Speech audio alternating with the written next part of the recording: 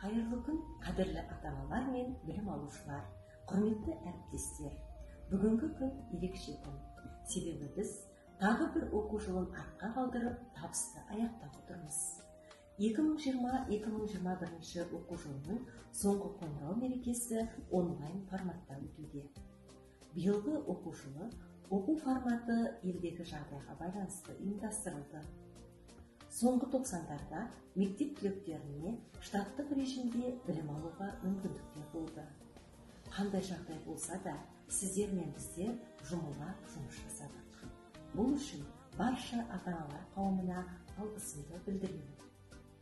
Биылғы оқу жылында мектептегі білім алушылардың саны 1940 болса, мектепке дейінгі тәрбиеленушілердің саны 119 болды. Оның ішінде оқу жылын үздік аяқтап отырған білім алушы саны 484, ал оқу екпінділері саны 798.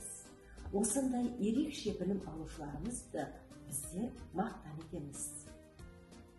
Қашықтан болса да, білім алушыларымыз түрлі пән олимпиадаларына, байқауларға, интеллектуалды сайыстарға, түрлі оқуларға қатысып көш бастады.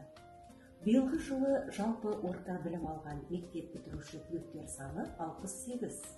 Олардың ішінде алтын белгіге үміткерлер саны 12 болса, ал 11-і ерекше аттестат үміткерлері. Аяулы түлектер, сіздер бүгін білім алған білім ордасынан түлеп шыққалы отырсыздар. Арман мақсаттарыңыз орындалып, өрлеңдеріңіздер, алдағы белестерден сүрінбей өтіп, биіктерден көрініңіздер. Сіздерге ақ жол тілейміз. Барлық білім алушыларды жазғы демалысты көңілді өткізуге, сондай-ақ осы демалысты дұрыс пайдаланып, кітап оқуға шақырамын. Мектеп ұжымына да қажырлы еңбектеріңіз үшін алғысымды білдіремін. Соңғы қоңырау мерекесі құтты болсын.